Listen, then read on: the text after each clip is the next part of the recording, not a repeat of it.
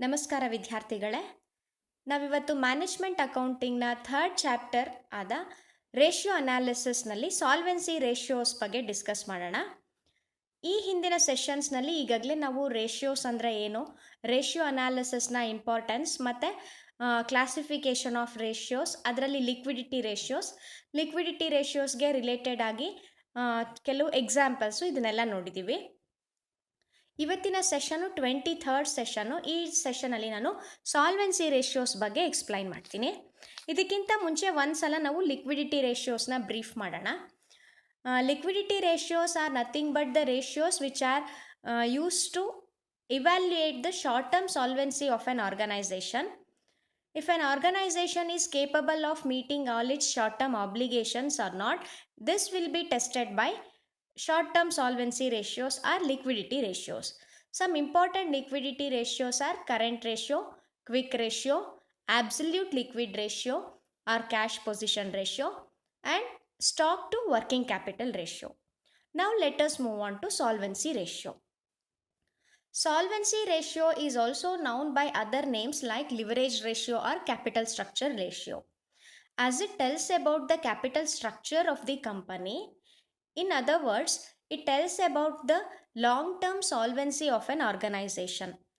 If any organization wants to know how it is capable of meeting all its long-term obligations, then it has to use solvency ratios. Solvency ratios usually explain us what is the position of the capital or structure of the capital with regard to the composition of debt and equity. Solvency ratios are normally used to evaluate the capital structure of the company. That means what is the capital structure, how much debt is there, how much equity is there. All these things will be known with the help of solvency ratios. And then ability of the company to pay its interest on long-term borrowings, ability of the company to repay principal amount of the long-term loans, and whether the internal equities are in right proportion with the external equities. So these are all the important aspects for which we use solvency ratios. ಅಂದರೆ solvency ರೇಷಿಯೋಸ್ನ ನಾವು ಯಾತ್ಯಾತಕ್ಕೆಲ್ಲ ಉಪಯೋಗಿಸ್ತೀವಿ ಅಂತ ಹೇಳಿದ್ರೆ, ಸಂಸ್ಥೆಯ ಒಂದು ಬಂಡವಾಳ ಅಂದರೆ ಅದು ಬಂಡವಾಳ ಅಂತ ಅಂದರೆ ಈಕ್ವಿಟಿ ಶೇರ್ಸ್ ಆಗಿರ್ಬೋದು ಅಥವಾ ಡೆಟ್ ಆಗಿರ್ಬೋದು, ಅದು ಯಾವ ಪ್ರಪೋರ್ಷನಲ್ಲಿದೆ ಅಂತ ನೋಡೋದಕ್ಕೆ, ಮತ್ತು ಕಂಪನಿ ಏನು ಲಾಂಗ್ ಟರ್ಮ್ ಲೋನ್ಸ್ನ ಅವೈಲ್ ಮಾಡಿದೆ ಆ ಲೋನ್ಸ್ನ ಇಂಟರೆಸ್ಟ್ನ ಮತ್ತು ಪ್ರಿನ್ಸಿಪಲ್ ಅಮೌಂಟ್ನ ಕರೆಕ್ಟಾಗಿ ಪೇ ಮಾಡೋಕ್ಕೆ ಆಗುತ್ತಾ ಇಲ್ವಾ, ವಿತಿನ್ ಟೈಮ್ ಇದನ್ನ ಪೇ ಮಾಡ್ಬೋದಾ ಇಲ್ವಾ ಅಂತ ಚೆಕ್ ಮಾಡೋದಕ್ಕೆ. ಅದಲ್ಲದೆ ಸಂಸ್ಥೆನಲ್ಲಿ ಇಂಟರ್ನಲ್ ಈಕ್ವಿಟಿ ಅಂತ ಹೇಳಿದ್ರೆ share holders fund, external equity ಅಂತ ಹೇಳಿದ್ರೆ ಡೆಟ್ಸ್ ಅಂತ ಹೇಳ್ಬೋದು. ಅದೆರಡು ಯಾವ ಪ್ರಪೋರ್ಷನಲ್ಲಿ ಇದೆ ಅಂತ ನಾವು ಚೆಕ್ ಮಾಡೋದಕ್ಕೆ ಕೂಡ ಸಾಲ್ವೆನ್ಸಿ ರೇಷಿಯೋಸ್ನ ಯೂಸ್ ಮಾಡ್ತೀವಿ. ಸಾಲ್ವೆನ್ಸಿ ರೇಷಿಯೋನ ಮೇನ್ ಉದ್ದೇಶನೇ ಸಂಸ್ಥೆ ದೀರ್ಘಾವಧಿಯಲ್ಲಿ ಎಲ್ಲ ಸಾಲಗಳನ್ನು ಮರುಪಾವತಿ ಮಾಡುವಂತಹ ಸಾಮರ್ಥ್ಯ ಅದಕ್ಕೆ ಇದೆಯಾ ಇಲ್ವಾ ಅಂತ ನೋಡೋದಾಗಿದೆ. ದೀರ್ಘಾವಧಿ ಅಂದರೆ more than 1 year, usually 3 years, 5 years, 10 years ಈ ಥರ ಏನೇನೆಲ್ಲ ಲೋನ್ಸ್ ಇದೆ ಆ ಲೋನ್ನ ಇಂಟ್ರೆಸ್ಟ್ ಅಮೌಂಟ್ ಮತ್ತು ಪ್ರಿನ್ಸಿಪಲ್ ಅಮೌಂಟ್ ಎರಡನ್ನೂ ಕರೆಕ್ಟಾಗಿ ಪೇ ಮಾಡ್ಬೋದಾ ಇಲ್ವಾ ಅಂತ ಚೆಕ್ ಮಾಡೋದಕ್ಕೆ ನಾವು ಸಾಲ್ವೆನ್ಸಿ ರೇಷಿಯೋಸ್ನ ಯೂಸ್ ಮಾಡ್ತೀವಿ. ಸಾಲ್ವೆನ್ಸಿ ರೇಷಿಯೋಸ್ನಲ್ಲಿ ತುಂಬ ಇಂಪಾರ್ಟೆಂಟಾಗಿ ನಾವು ಕೆಲವು ರೇಷಿಯೋನ ಎಕ್ಸ್ಪ್ಲೈನ್ ಮಾಡ್ತಾ ಇದ್ದೀನಿ. ಅದರಲ್ಲಿ ಮೊದಲನೇದು proprietary ratio or equity ratio and debt equity ratio, equity to fixed asset ratio, equity to current assets ratio, then equity to current liability ratio. ಕೆಲವು ಸಲ ಇದನ್ನು current liability to share holders fund ratio ಅಂತಲೂ ಹೇಳಿದ್ದಾರೆ. And then capital gearing ratio.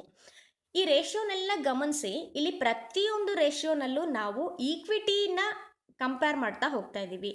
Equity share holders fund ಏನಿದೆ ಅದನ್ನು ನಾವು debt ಜೊತೆ, fixed asset ಜೊತೆ, ಕರೆಂಟ್ ಅಸೆಟ್ ಜೊತೆ, ಕರೆಂಟ್ ಲಯಬಿಲಿಟಿ ಜೊತೆ, ಮತ್ತು ನೆಕ್ಸ್ಟ್ ಕ್ಯಾಪಿಟಲ್ ಗೇರಿಂಗ್ ರೇಷಿಯೋನಲ್ಲಿ ಬೇರೆ ಏನು ಇಂಟ್ರೆಸ್ಟ್ ಬೇರಿಂಗ್ ಸೆಕ್ಯೂರಿಟೀಸ್ ಇದೆ ಅದ್ರ ಜೊತೆ ಕಂಪೇರ್ ಮಾಡ್ತಾ ಹೋಗ್ತಾ ಇದ್ದೀವಿ. ಅಂದರೆ ನಮ್ಮ ಕ್ಯಾಪಿಟಲ್ ಯಾವ ರೀತಿ ಯಾವ ಪ್ರಪೋರ್ಷನಲ್ಲಿ ಇದೆಲ್ಲದಕ್ಕೂ ನಾವು ಬಳಕೆ ಮಾಡ್ಕೊಂಡಿದ್ದೀವಿ ಅನ್ನೋದನ್ನ ನಿಧಾನಕ್ಕೆ ನಾವು ಇವ್ಯಾಲ್ಯೂಯೇಟ್ ಮಾಡ್ಬೋದು. ಇವಾಗ ಮೊದಲನೇ ರೇಷಿಯೋ ಪ್ರೊಪ್ರೈಟರಿ ರೇಷಿಯೋ ಅಥವಾ ಈಕ್ವಿಟಿ ರೇಷಿಯೋ ತಗೊಳ್ಳೋಣ.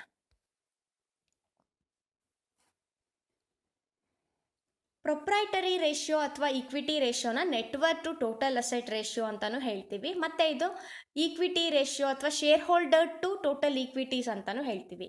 ಅಂದರೆ ಇವಾಗ 3-4 ಹೆಸರು ಇರೋದ್ರಿಂದ ಕರೆಕ್ಟಾಗಿ ಎಲ್ಲ ಹೆಸರು ತಿಳ್ಕೊಳ್ಬೇಕು.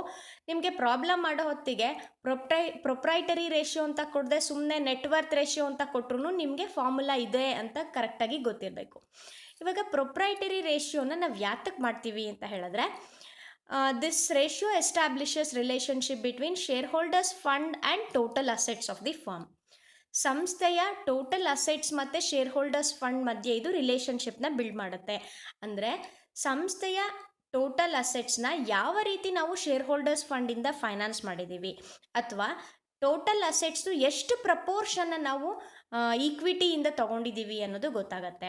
ಅಥವಾ ಈಕ್ವಿಟಿ ಕ್ಯಾಪಿಟಲ್ನ ಎಷ್ಟು ಪಾರ್ಟ್ ಆಫ್ ದಿ ಅಸೆಟ್ಸ್ನ ಫೈನಾನ್ಸ್ ಮಾಡೋದಕ್ಕೆ ಯೂಸ್ ಮಾಡಿದ್ದೀವಿ ಅನ್ನೋದು ತಿಳ್ಕೊಳ್ತೀವಿ. ಇವಾಗ ಪ್ರೊಪ್ರೈಟರಿ ರೇಷಿಯೋದು formula share holders fund divided by total asset ಅಂತ ಇದೆ. ಇಲ್ಲಿ ಶೇರ್ ಹೋಲ್ಡರ್ಸ್ ಫಂಡ್ ಅಂತ ಹೇಳಿದ್ರೆ ಈಕ್ವಿಟಿ ಶೇರ್ ಕ್ಯಾಪಿಟಲ್ ಅಂದರೆ paid up equity share capital ಮತ್ತು ಪ್ರಿಫರೆನ್ಸ್ ಶೇರ್ ಕ್ಯಾಪಿಟಲ್, ಅದಲ್ಲದೆ ರಿಸರ್ವ್ಸ್ ಮತ್ತು ಸರ್ಪ್ಲಸ್. ಅಕಸ್ಮಾತ್ ಏನಾದರೂ ಪ್ರಾಫಿಟ್ ಆ್ಯಂಡ್ ಲಾಸ್ ಅಕೌಂಟ್ನಲ್ಲಿ ನಮಗೆ ನೆಗೆಟಿವ್ ಬ್ಯಾಲೆನ್ಸ್ ಇದ್ದರೆ, ಅಂದರೆ ಲಾಸ್ ಇದ್ದರೆ ಅದನ್ನು ನಾವು ಆ್ಯಡ್ ಮಾಡಲ್ಲ, ಡಿಡಕ್ಟ್ ಮಾಡ್ತೀವಿ. ಅದು ಪ್ರಾಫಿಟ್ಟೇ ಆಗಿದ್ದರೆ, ಕ್ರೆಡಿಟ್ ಬ್ಯಾಲೆನ್ಸ್ ಆಗಿದ್ದರೆ ಅದನ್ನು ನಾವು ಆ್ಯಡ್ ಮಾಡ್ತೀವಿ. ಈ ಥರ ಮಾಡಿ ನಾವು ಯಾವುದನ್ನು ಕಂಡುಹಿಡ್ಕೊಳ್ತೀವಿ, ಶೇರ್ ಹೋಲ್ಡರ್ಸ್ ಫಂಡ್ನ ಕಂಡುಹಿಡ್ಕೊಳ್ತೀವಿ. ನೆನ್ಪಿಟ್ಕೊಳ್ಳಿ, ಶೇರ್ ಹೋಲ್ಡರ್ಸ್ ಫಂಡ್ ಅಂತ ಹೇಳಿದಾಗ ಈಕ್ವಿಟಿ ಶೇರ್ ಹೋಲ್ಡರ್ಸ್ ಫಂಡ್ ಅಂತ ಹೇಳ್ತೀವಿ ಅಂದ್ಬಿಟ್ಟು ಪ್ರಿಫರೆನ್ಸ್ ಶೇರ್ ಕ್ಯಾಪಿಟಲ್ನ ಬಿಟ್ಬಿಡೋ ಹಾಗಿಲ್ಲ. ಪ್ರಿಫರೆನ್ಸ್ ಶೇರ್ ಕ್ಯಾಪಿಟಲ್ನೂ ನಾವು ಕನ್ಸಿಡರ್ ಮಾಡಬೇಕಾಗತ್ತೆ. ನೆಕ್ಸ್ಟ್ ಅದಾದಮೇಲೆ ಟೋಟಲ್ ಅಸೆಟ್ಸ್ ಅಂತ ಹೇಳಿದ್ರೆ ಎಲ್ಲ ಫಿಕ್ಸ್ಡ್ ಅಸೆಟ್ಸ್ ಮತ್ತು ಕರೆಂಟ್ ಅಸೆಟ್ಸ್ನ ಸೇರಿಕೊಂಡು ಟೋಟಲ್ ಅಸೆಟ್ಸ್ ಆಗುತ್ತೆ. So total assets is equal to all fixed assets plus all current assets. Shareholders fund is equal to paid up equity capital, preference share capital, reserves and surplus. Now let us evaluate what is the standard and how to interpret the ratios. The standard ratio is 5:1. 5:1 ಅಂತ ಹೇಳಿದ್ರೆ ಇಲ್ಲಿ ನೋಡಿ ಫಾರ್ಮುಲಾನಲ್ಲಿ share holders fund ಅದಾದಮೇಲೆ divided by total assets ಅಂತ ಇದೆ. ಅಂದರೆ 5:1 ಅಂದರೆ 5/1. 5 ಯಾವುದಿರಬೇಕು, share holders fund 5 ಇರಬೇಕು, ಟೋಟಲ್ ಅಸೆಟ್ಸು 1 ಇರಬೇಕು. ಅಂದರೆ ಟೋಟಲ್ ಅಸೆಟ್ಸು ಎಷ್ಟಿದೆಯೋ ಅದು 1 ಇದೆ ಅಂತ ಇಟ್ಕೊಂಡ್ರೆ ನಮ್ಮ ಈಕ್ವಿಟಿ ಶೇರ್ ಕ್ಯಾಪಿಟಲ್ ಏನಾಗಿರಬೇಕು, 5 ಆಗಿರಬೇಕು, ಅಥವಾ ಶೇರ್ ಹೋಲ್ಡರ್ಸ್ ಫಂಡ್ 5 ಆಗಿರಬೇಕು. ಈ ಥರ ಇದಕ್ಕಿಂತ ಜಾಸ್ತಿ ಇತ್ತು ಅಂದರೆ 5:1ಗಿಂತ ಜಾಸ್ತಿ ಅಂತ ಹೇಳಿದ್ರೆ 6:1, 7:1, 5.7:1 ಈ ಥರ ಎಲ್ಲ ಇತ್ತು ಅಂದರೆ it indicate strong financial position. ಅದೇ ಅಕಸ್ಮಾತ್ ವೈಸ್ ವರ್ಸ ಏನಾದರೂ ಅದು ಕಡಿಮೆ ಇತ್ತು ಅಂದರೆ 4:1 ಆಗಿರ್ಬೋದು, ಅಥವಾ 5:2 ಆಗಿರ್ಬೋದು, 5:4 ಈ ಥರ ಏನಾದರೂ ಇತ್ತು ಅಂದರೆ it indicates weak financial position. So ಇದು ಏನು ಹೇಳುತ್ತೆ ಅಂದರೆ how much equity is utilise to finance the fixed assets ಅನ್ನೋದನ್ನು ಹೇಳುತ್ತೆ. ಸೊ ಯಾವಾಗ ಇದು ಹೈಯರ್ ರೇಷಿಯೋ ಇರುತ್ತೆ ಆವಾಗ ಸ್ಟ್ರಾಂಗ್ ಫೈನಾನ್ಷಿಯಲ್ ಪೊಸಿಷನ್ನ ಇಂಡಿಕೇಟ್ ಮಾಡ್ತಾ ಇರುತ್ತೆ. ಅಂದರೆ ಶೇರ್ ಹೋಲ್ಡರ್ ಕ್ಯಾಪಿಟಲ್ ಏನಾಗಿದೆ ಅಷ್ಟು ಜಾಸ್ತಿ ಇದೆ ಅಂತ ನಮಗೆ ಗೊತ್ತಾಗುತ್ತೆ. ನೆಕ್ಸ್ಟ್ ಇವಾಗ debt equity ratio. Debt equity ಅಂತ ಹೆಸರೇ ಹೇಳೋ ಥರ ಇದು ಯಾವುದ್ಯಾವುದಕ್ಕೆ ರೇಷಿಯೋ ಮಾಡ್ತಾ ಇದ್ದೀವಿ ಅಂದರೆ, ಒಂದು ಡೆಟ್ಗೆ ಅಂದರೆ ಸಾಲಗಳು, ಇನ್ನೊಂದು ಈಕ್ವಿಟಿ. ಡೆಟ್ಟನ್ನು ನಾವು ಬಾರೋಯರ್ಸ್ ಫಂಡ್ ಅಂತ ಹೇಳ್ತೀವಿ, ಈಕ್ವಿಟಿನ ನಾವು ಓನರ್ಸ್ ಫಂಡ್ ಅಂತ ಹೇಳ್ತೀವಿ.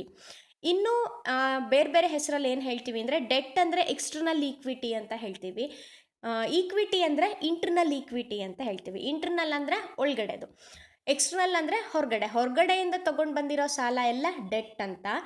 ನಾವೇನು ಶೇರ್ ಹೋಲ್ಡರ್ಸಿಂದ ಫಂಡ್ ರೈಸ್ ಮಾಡಿದ್ದೀವಿ ಅದೆಲ್ಲ ಇಂಟರ್ನಲ್ ಈಕ್ವಿಟಿ ಅಂತ ಹೇಳ್ತೀವಿ. So this shows the relationship between the debt and equity. In other words, how much assets are financed by debt and how much assets are financed by equity will be known with the help of debt equity ratio. ಅಂದರೆ ಸಂಸ್ಥೆಯ ಅಸೆಟ್ಸ್ನ ನಾವು ಎಷ್ಟರ ಮಟ್ಟಿಗೆ ಡೆಟ್ಟಿಂದ ಎಷ್ಟರ ಮಟ್ಟಿಗೆ ಈಕ್ವಿಟಿಯಿಂದ finance ಮಾಡಿದ್ದೀವಿ ಅನ್ನೋದು ಇದರಿಂದ ಗೊತ್ತಾಗುತ್ತೆ. ಇದನ್ನು ನಾವು ಇಂಟರ್ನಲ್ ಎಕ್ಸ್ಟರ್ನಲ್ ಈಕ್ವಿಟಿ ರೇಷಿಯೋ ಅಂತಲೂ ಹೇಳ್ತೀವಿ. ಇವಾಗ ಇದರದ್ದು ಫಾರ್ಮುಲಾ ನೋಡೋಣ. External equities divided by share holders fund. ತುಂಬ ಸಿಂಪಲ್ಲಾಗಿ ಇನ್ನೂ ನಿಮ್ಗೆ ಈಸಿಯಾಗಿ ಗೊತ್ತಾಗಬೇಕಂದ್ರೆ ಮೇಲ್ಗಡೆ ಏನಿರುತ್ತೆ debt, external equities are nothing but debt divided by share holders fund ಅಂದರೂ ಒಂದೇ, ಈಕ್ವಿಟಿ ಅಂದರೂ ಒಂದೇ, ಇಂಟರ್ನಲ್ ಈಕ್ವಿಟಿ ಅಂದರೂ ಒಂದೇ. So external equity divided by internal equity, or else ratio ಹೆಸರೇ ಹೇಳ್ತಾ ಇರೋ ಥರ ಡೆಟ್ ಡಿವೈಡೆಡ್ ಬೈ ಈಕ್ವಿಟಿ ಅಂತ ಅನ್ಕೋಬೋದು. ಇವಾಗ ಇದರದ್ದು ಸ್ಟ್ಯಾಂಡರ್ಡ್ ರೇಷಿಯೋ 2:1. ಅಂದರೆ ಡೆಟ್ 2 ಇತ್ತು ಅಂದರೆ ಈಕ್ವಿಟಿ 1 ಆಗಿರಬೇಕು. Debt ratio less than 2 times of equity indicates the financial structure of the concern is very good. ಅಂದರೆ ಇಲ್ಲಿ ಕಡಿಮೆ ಇದ್ದಷ್ಟು ಫೈನಾನ್ಷಿಯಲ್ ಸ್ಟ್ರಕ್ಚರು ಚೆನ್ನಾಗಿದೆ ಅಂತ. 2:2 ಟೈಮ್ಸ್ಗಿಂತನೂ ಕಡಿಮೆ ಇದ್ದರೆ ಚೆನ್ನಾಗಿದೆ ಅಂತ. 2 ಟೈಮ್ಸ್ಗಿಂತ ಜಾಸ್ತಿ ಇತ್ತು ಅಂದರೆ ಸಾಲನೇ ಜಾಸ್ತಿ ಇದೆ ಅಂದರೆ it shows that financial structure is very weak. ಅಂದರೆ ನಮ್ಮ ಕ್ಯಾಪಿಟಲ್ ಸ್ಟ್ರಕ್ಚರು ತುಂಬ ವೀಕ್ ಆಗಿದೆ. ನಮ್ಮ ಆರ್ಗನೈಸೇಷನ್ನು ಸಪೋರ್ಟ್ ಆಗ್ತಾ ಇರೋದು ಅಥವಾ ನಮ್ಮ ಆರ್ಗನೈಸೇಷನ್ದು ಸುಮಾರು ಪಾರ್ಟು ಎಕ್ಸ್ಟರ್ನಲ್ ಫೈನಾನ್ಸಿಂದನೇ ಆಗ್ತಾ ಇದೆ ಅನ್ನೋದನ್ನು ಅರ್ಥ ಮಾಡ್ಕೊಳ್ಬೋದು. ಈಗ ಡೆಟ್ ಈಕ್ವಿಟಿನಲ್ಲಿ ನಾನು ನಿಮಗೆ ಎಕ್ಸ್ಟರ್ನಲ್ ಈಕ್ವಿಟಿ ಮತ್ತು ಇಂಟರ್ನಲ್ ಈಕ್ವಿಟಿ ಅಂತ ಹೇಳಿದ್ನಲ್ವ, ಫಾರ್ಮುಲಾದಲ್ಲಿ ಬಂದಿದೆ. ಅದನ್ನು ಹೆಂಗೆ ಕ್ಯಾಲ್ಕುಲೇಟ್ ಮಾಡ್ತೀವಿ ಅಂತ ನೋಡೋಣ. ಫಸ್ಟ್ ಇವಾಗ ಎಕ್ಸ್ಟರ್ನಲ್ ಈಕ್ವಿಟಿ ಅಂದರೆ ಡೆಟ್ ಅಂದಾಗ ನಾವು ಟೋಟಲ್ ಡೆಟ್ನ ಕನ್ಸಿಡರ್ ಮಾಡ್ತೀವಿ. ಟೋಟಲ್ ಡೆಟ್ ಅಂತ ಹೇಳಿದ್ರೆ ಲಾಂಗ್ ಟರ್ಮ್ ಡೆಟ್ಸ್, ಕೆಲವು ಬುಕ್ನಲ್ಲಿ ನಿಮಗೆ ಲಾಂಗ್ ಟರ್ಮ್ ಡೆಟ್ನ ಮಾತ್ರ ತೊಗೊಂಡು ಟೋಟಲ್ ಡೆಟ್ ಅಂತ ತೋರಿಸಿದ್ದಾರೆ. ಕೆಲವು ಬುಕ್ನಲ್ಲಿ ಟೋಟಲ್ ಡೆಟ್ ಅಂತ ಹೇಳಿದ್ರೆ long term debt plus short term debt ಎರಡನ್ನೂ ತೋರಿಸ್ಕೊಂಡು, ಅಂದರೆ ಶಾರ್ಟ್ ಟರ್ಮ್ ಲಯಬಿಲಿಟೀಸ್ನೂ ತೊಗೊಳ್ಬೇಕು, ಅಂದರೆ ಕರೆಂಟ್ ಲಯಬಿಲಿಟೀಸ್ನೂ ತೊಗೊಳ್ಬೇಕು, ಮತ್ತು ಲಾಂಗ್ ಟರ್ಮ್ ಲಯಬಿಲಿಟೀಸ್ನೂ ತೊಗೊಂಡು ಟೋಟಲ್ ಡೆಟ್ ಅಂತ ತೋರಿಸಿದ್ದಾರೆ. ನೀವು ಯಾವುದನ್ನು ಮಾಡಿದ್ರೂ ಕರೆಕ್ಟು, ಆದರೆ ನೋಟ್ನಲ್ಲಿ ನೀವು ಮೆನ್ಷನ್ ಮಾಡಬೇಕು. ನೋಟ್ನಲ್ಲಿ ಲಾಂಗ್ ಟರ್ಮ್ ಲಯಬಿಲಿಟಿ ಅಂತ ಹೇಳಿದ್ರೆ ಡೆಟ್ ಅಂತ ಹೇಳಿದ್ರೆ ಬರೀ ಲಾಂಗ್ ಟರ್ಮ್ ಲಯಬಿಲಿಟಿ ಅಂತ ಕನ್ಸಿಡರ್ ಮಾಡಿದ್ದೀರಾ, ಅಥವಾ ಡೆಟ್ ಅಂದರೆ ಲಾಂಗ್ ಟರ್ಮ್ ಲಯಬಿಲಿಟಿ ಮತ್ತು ಶಾರ್ಟ್ ಟರ್ಮ್ ಲಯಬಿಲಿಟಿ ಅಂತ ಅಂದ್ಕೊಂಡು ಟೋಟಲ್ ಡೆಟ್ ಅಂತ ತೊಗೊಂಡಿದ್ದೀರಾ ಅಂತ ನೀವು ನೋಟ್ನಲ್ಲಿ ಬರಿಬೇಕಾಗುತ್ತೆ. ನೆಕ್ಸ್ಟ್ ಇವಾಗ ಇಂಟರ್ನಲ್ ಈಕ್ವಿಟೀಸ್ ಅಂದರೆ ಏನು ನೋಡೋಣ. ಇಂಟರ್ನಲ್ ಈಕ್ವಿಟಿ ಅಥವಾ ಶೇರ್ ಹೋಲ್ಡರ್ಸ್ ಫಂಡ್ ಅಂತ ಹೇಳಿದ್ರೆ equity share capital, preference share capital, ಅದಲ್ಲದೆ ರಿಸರ್ವ್ಸ್ ಏನೇನೆಲ್ಲ ಇರುತ್ತೋ ಅದು, general reserve, reserve fund, capital reserve, ಈ ಥರ ಏನೇ ರಿಸರ್ವ್ ಇದ್ರೂ ಅದೆಲ್ಲ ರಿಸರ್ವ್ಸು, ಮತ್ತು ಸಿಂಕಿಂಗ್ ಫಂಡ್ ಅಂತ ಏನಾದರೂ ಇರುತ್ತೆ ಅಲ್ಲ ಅದು, ಆಮೇಲೆ ಪ್ರಾಫಿಟ್, ಇದಿಷ್ಟನ್ನು ಆ್ಯಡ್ ಮಾಡ್ತೀವಿ. ಜೊತೆಗೆ ನೆನ್ಪಿಟ್ಕೊಳ್ಳಿ, ಅಕಸ್ಮಾತ್ P&L ಅಕೌಂಟ್ ನೆಗೆಟಿವ್ ಇದ್ದರೆ ಲೆಸ್ ಮಾಡ್ತೀರಾ. ಅದಲ್ಲದೆ ಡೆಫರ್ಡ್ ಎಕ್ಸ್ಪೆನ್ಸಸ್ ಏನಾದರೂ ಇದ್ದರೆ ಅಥವಾ ಅಕ್ಯುಮುಲೇಟೆಡ್ ಲಾಸಸ್ ಏನಾದರೂ ಇದ್ದರೆ ಅದನ್ನೆಲ್ಲ ನಾವು ಡಿಡಕ್ಟ್ ಮಾಡ್ತೀವಿ. ಈಗ ಅಡ್ವರ್ಟೈಸ್ಮೆಂಟ್ ಸಸ್ಪೆನ್ಸ್ ಅಕೌಂಟ್ ಅಂತ ಇತ್ತು ಅಥವಾ ಇನ್ಯಾವುದಾದ್ರೂ ಲಾಸ್ ಇತ್ತು ಅಂತ ಹೇಳಿದ್ರೆ ಅದನ್ನೆಲ್ಲ ನಾವು ಡಿಡಕ್ಟ್ ಮಾಡಬೇಕು. ಡಿಡಕ್ಟ್ ಮಾಡಿದಾಗ ನಮಗೆ ಈಕ್ವಿಟಿ ಶೇರ್ ಕ್ಯಾಪಿಟಲ್ ಅಂದರೆ ಇದು ಇಂಟರ್ನಲ್ ಈಕ್ವಿಟಿ ಎಷ್ಟಿದೆ ಅಂತ ಗೊತ್ತಾಗುತ್ತೆ. ಸೊ ಇವಾಗ ಡೆಟ್ ಈಕ್ವಿಟಿ ರೇಷೋನಲ್ಲಿ debt divided by equity standard 2:1. Debt ಅಂತ ಹೇಳಿದ್ರೆ either we can take only long term loan or we can include both long term and short term loans into debt. Next equity ಅಂತ ಹೇಳಿದಾಗ equity includes equity share capital, preference share capital, all the reserves minus deferred expenses and losses. Now the next ratio is fixed asset to equity ratio. Fixed asset to equity ratio measure the contribution of shareholders and contribution of debt sources in fixed assets of the company. ಇದನ್ನು ನಾವು fixed asset to proprietors fund ratio ಅಂತಲೂ ಹೇಳ್ತೀವಿ. ಇದರಲ್ಲಿ ನಾವೇನು check ಮಾಡ್ತೀವಿ ಅಂತ ಹೇಳಿದ್ರೆ ಯಾವ ರೀತಿ ಅಥವಾ ಎಷ್ಟು ಪಾರ್ಟ್ ಆಫ್ ದಿ ಈಕ್ವಿಟಿನ ಫಿಕ್ಸ್ಡ್ ಅಸೆಟ್ಸ್ನ ಫೈನಾನ್ಸ್ ಮಾಡೋದಕ್ಕೆ ಯೂಸ್ ಮಾಡ್ಕೊಂಡಿದ್ದೀವಿ ಅಂತ ನೋಡಿ. Fixed assets divided by share holders fund ಅಂತ ಮಾಡ್ತೀವಿ. ಇಲ್ಲಿ ಬರೀ ನಾವು ಫಿಕ್ಸ್ಡ್ ಅಸೆಟ್ಸ್ನ ಮಾತ್ರ ತೊಗೊಳ್ತಾ ಇದ್ದೀವಿ. ಫಿಕ್ಸ್ಡ್ ಅಸೆಟ್ಸ್ ಅಂತ ಹೇಳಿದ್ರೆ ಡಿಪ್ರಿಸಿಯೇಷನ್ನ ನೀವು ಲೆಸ್ ಮಾಡಿದ್ಮೇಲೆ ಏನು ಅಮೌಂಟ್ ನೆಟ್ ಅಮೌಂಟ್ ಇರುತ್ತೆ ಅದನ್ನ ತೊಗೊಳ್ತೀರಾ.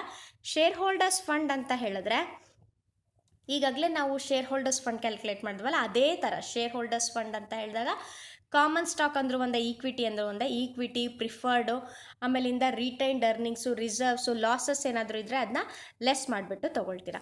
ಇವಾಗ ಫಿಕ್ಸ್ಡ್ ಅಸೆಟ್ ಟು ಈಕ್ವಿಟಿ ರೇಷಿಯೋನಲ್ಲಿ ಸ್ಟ್ಯಾಂಡರ್ಡು 2/3 ಅಥವಾ 67% ಅಂತ ಹೇಳ್ತೀವಿ. ಅಂದರೆ ಫಿಕ್ಸ್ಡ್ ಅಸೆಟ್ಸು 2 ಇದ್ದರೆ ಈಕ್ವಿಟಿ 3 ಆಗಿರಬೇಕು ಅಂತ.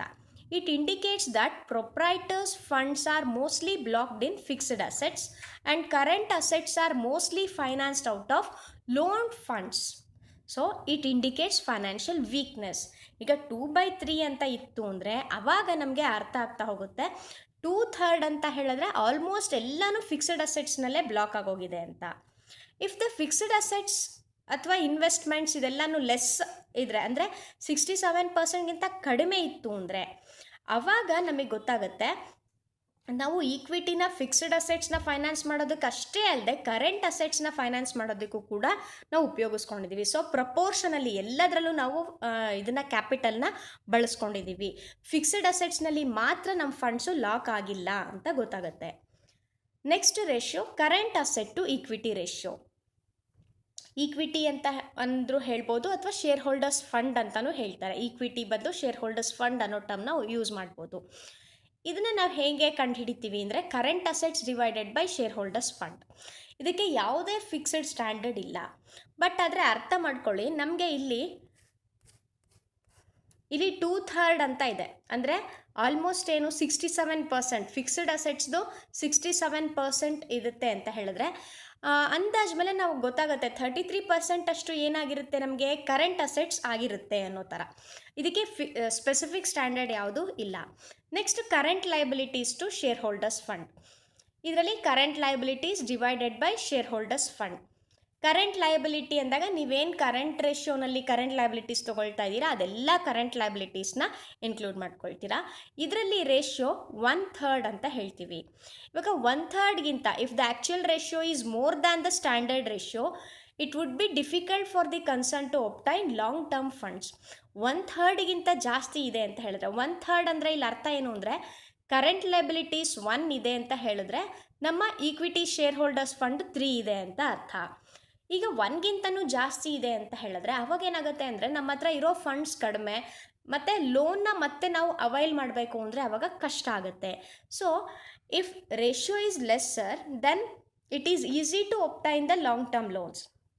If the ratio is more than the standard then it is difficult to obtain the long term loans. Next capital gearing ratio ಅಥವಾ ಲಿವರೇಜ್ ರೇಷ್ಯೋ ಅಂತ ಹೇಳ್ತೀವಿ. ಲಿವರೇಜ್ ರೇಷ್ಯೋನಲ್ಲಿ it is calculated by dividing fixed interest bearing securities by equity capital. Thus, this ratio establishes the relationship between fixed interest bearing securities and equity shares of the firm. Fixed interest bearing securities ಅಂತ ಹೇಳಿದ್ರೆ ಈಗ ನಾವು ಕೆಲವೆಲ್ಲ ಸೆಕ್ಯೂರಿಟೀಸ್ಗೆ ಒಂದು ಇಂಟರೆಸ್ಟನ್ನು ಅಥವಾ ಡಿವಿಡೆಂಡ್ನ fix ಮಾಡಿ ಅಂತ ಕೊಡಲೇಬೇಕಾಗಿರುತ್ತೆ. ಅಂದರೆ ನಿಮಗೆ ಪ್ರಾಫಿಟ್ ಬರಲಿ ಲಾಸ್ ಆಗಲಿ you have to pay that much amount. So ಅದನ್ನು ನಾವು ಇಲ್ಲಿ ನ್ಯೂಮರೇಟರ್ನಲ್ಲಿ ತೊಗೊಳ್ತಾ ಇದ್ದೀವಿ. ಫಿಕ್ಸೆಡ್ ಇಂಟ್ರೆಸ್ಟ್ ಬೇರಿಂಗ್ ಸೆಕ್ಯೂರಿಟೀಸ್ ಅಂದರೆ usually debentures, long term loans ಮತ್ತು ಪ್ರಿಫರೆನ್ಸ್ ಶೇರ್ ಕ್ಯಾಪಿಟಲ್ಲು ಇದೆಲ್ಲನೂ ಏನಾಗಿರುತ್ತೆ ಅಂತ ಹೇಳಿದ್ರೆ ಒಂದು ಅಷ್ಟು ಇಂಟ್ರೆಸ್ಟ್ ಅದಕ್ಕೆ ಫಿಕ್ಸ್ ಆಗಿರುತ್ತೆ, ಡಿವಿಡೆಂಡ್ ಫಿಕ್ಸ್ ಆಗಿರುತ್ತೆ. ಸೊ ಹಾಗಾಗಿ ಅದನ್ನು ನಾವು ನ್ಯೂಮರೇಟರ್ನಲ್ಲಿ ತೊಗೊಳ್ತೀವಿ. Divided by equity share holders fund ಅಂತ ಹೇಳಿದ್ರೆ ಇಲ್ಲಿ ಈಕ್ವಿಟಿ ಶೇರ್ ಹೋಲ್ಡರ್ಸ್ ಫಂಡ್ ಅಂತ ಹೇಳಿದಾಗ ನಾವು ಪ್ರಿಫರೆನ್ಸ್ ಕ್ಯಾಪಿಟಲ್ನ ಬಿಟ್ಟು ತೊಗೊಳ್ಬೇಕಾಗತ್ತೆ. ಎಲ್ಲ ಕಡೆ ನಾವು ಈಕ್ವಿಟಿ ಶೇರ್ ಹೋಲ್ಡರ್ಸ್ ಫಂಡ್ ಅಂದರೆ ಪ್ರಿಫರೆನ್ಸ್ ಕ್ಯಾಪಿಟಲ್ನ ಇನ್ಕ್ಲೂಡ್ ಮಾಡ್ಕೊಳ್ತೀವಿ. ಆದರೆ ಲಾಸ್ಟ್ ಕ್ಯಾಪಿಟಲ್ ಗೇರಿಂಗ್ ರೇಷ್ಯೋನಲ್ಲಿ ಈಕ್ವಿಟಿ ಶೇರ್ ಹೋಲ್ಡರ್ಸ್ ಫಂಡ್ ಅಂದಾಗ equity share capital, reserves, profit ಅಥವಾ ಲಾಸ್ ಇದ್ದರೆ ಅದನ್ನ ಮೈನಸ್ ಮಾಡ್ತೀರಾ. ಇದಿಷ್ಟನ್ನು ಮಾತ್ರ ತೊಗೊಳ್ಬೇಕಾಗತ್ತೆ. ಸೊ ನಿಮಗೆ ನ್ಯೂಮರೇಟರಲ್ಲಿ preference share capital, debenture, long term loan ಇದೆಲ್ಲನೂ ನ್ಯೂಮರೇಟರ್ನಲ್ಲಿ ಬರುತ್ತೆ. ಅಂದರೆ ಅದಕ್ಕೆಲ್ಲ ಒಂದು ಇಂಟ್ರೆಸ್ಟ್ ಫಿಕ್ಸ್ ಆಗಿರುತ್ತೆ. ಆ ಇಂಟ್ರೆಸ್ಟ್ ನಾವು ಕೊಡಲೇಬೇಕಾಗತ್ತೆ. ಅದನ್ನು ಮತ್ತೆ ನಾವು ಈಕ್ವಿಟಿ ಶೇರ್ ಹೋಲ್ಡರ್ಸ್ ಫಂಡ್ನ ಕ್ಯಾಲ್ಕುಲೇಟ್ ಮಾಡೋದ್ರಿಂದ ನಮ್ಗೆ ಏನು ಗೊತ್ತಾಗುತ್ತೆ ಅಂದರೆ ನಮ್ಮ ಈಕ್ವಿಟಿ ಶೇರ್ ಹೋಲ್ಡರ್ಸ್ ಫಂಡ್ ಎಷ್ಟಿದೆಯೋ ಅದರ ಯಾವ ಭಾಗದಷ್ಟು ನಾವು ಇಂಟ್ರೆಸ್ಟ್ನ ಕೊಡ್ತಾ ಇದ್ದೀವಿ, ಅಂದರೆ ಎಷ್ಟು ಪರ್ಸೆಂಟು ನಮ್ಮ ಫಂಡ್ಸ್ನ ನಾವು ಇಂಟ್ರೆಸ್ಟ್ನ ಪೇ ಮಾಡೋದಕ್ಕೆ ಉಪಯೋಗಿಸ್ತಾ ಇದ್ದೀವಿ ಅಂತ. ಇದರಲ್ಲಿ ಯಾವುದೇ ಸ್ಪೆಸಿಫಿಕ್ ಸ್ಟ್ಯಾಂಡರ್ಡ್ ಇಲ್ಲ. ಬಟ್ ಆದರೆ ನಾವು ಜನರಲ್ ಆಗಿ ಏನು ಹೇಳ್ತೀವಿ ಅಂತ ಹೇಳಿದ್ರೆ ಈ ರೇಷ್ಯೋ ಏನಿದೆ ಅಂದರೆ ಇವಾಗ ಕ್ಯಾಪಿಟಲ್ ಗೇರಿಂಗ್ ರೇಷ್ಯೋ ನಾವು ಮಾಡ್ತೀವಲ್ವ, ಹೈಲಿ ಗೇರ್ಡ್, ಲೋ ಗೇರ್ಡ್ ಅಂತ ಉಪಯೋಗಿಸ್ತೀವಿ ಟರ್ಮ್ಸ್ನ. ಹೈಲಿ ಗೇರ್ಡ್ ಅಂತ ಹೇಳಿದ್ರೆ ನಾವು ಬೇರೆ ಬೇರೆ ಫಂಡ್ಸನ್ನು ಯೂಸ್ ಮಾಡ್ಕೊಂಡಿರ್ತೀವಿ. ಬರೀ ಕ್ಯಾಪಿಟಲ್ ಅಷ್ಟೇ ಅಲ್ಲದೆ, ಈಕ್ವಿಟಿ ಅಷ್ಟೇ ಅಲ್ಲದೆ ಬೇರೆ ಬೇರೆ ಫಂಡ್ಸ್ನೂ ನಮ್ಮ ಕ್ಯಾಪಿಟಲ್ನಲ್ಲಿ ಇನ್ಕ್ಲೂಡ್ ಮಾಡಿದಾಗ ಅಂದರೆ ಡೆಟ್ಟು, ಲಾಂಗ್ ಟರ್ಮ್ ಲೋನ್ ಇದೆಲ್ಲ ಜಾಸ್ತಿ ಇದ್ದಾಗ ಹೈಲಿ ಗೇರ್ಡ್ ಅಂತ ಹೇಳ್ತೀವಿ. ಅದೇ ಥರ ಅದೆಲ್ಲ ಕಡಿಮೆ ಇದ್ದರೆ ನಾವು ಲೋ ಗೇರ್ಡ್ ಅಂತ ಹೇಳ್ತೀವಿ. So this is what the long term ratios ಅಥವಾ ಸಾಲ್ವೆನ್ಸಿ ರೇಷ್ಯೋಸು ಇದಿಷ್ಟಾಯಿತು. ಸಾಲ್ವೆನ್ಸಿ ರೇಷ್ಯೋಸ್ ಅಂತ ಹೇಳಿದಾಗ ನಾವು ಮೇಯ್ನಾಗಿ 6 ಸಾಲ್ವೆನ್ಸಿ ರೇಷ್ಯೋಸ್ನ ನೋಡಿದ್ವಿ. 6 ಸಾಲ್ವೆನ್ಸಿ ರೇಷ್ಯೋಸ್ ಯಾವ್ದ್ಯಾವ್ದು ಅಂತ ಹೇಳಿದ್ರೆ ಪ್ರೊಪ್ರೈಟರಿ ರೇಷಿಯೋ ಅಥವಾ equity ratio, debt equity ratio, equity to fixed assets, equity to current assets, ಆಮೇಲಿಂದ ಈಕ್ವಿಟಿ ಟು ಕರೆಂಟ್ ಲಯಬಿಲಿಟೀಸ್ ಮತ್ತು ಕ್ಯಾಪಿಟಲ್ ಗೇರಿಂಗ್ ರೇಷಿಯೋ.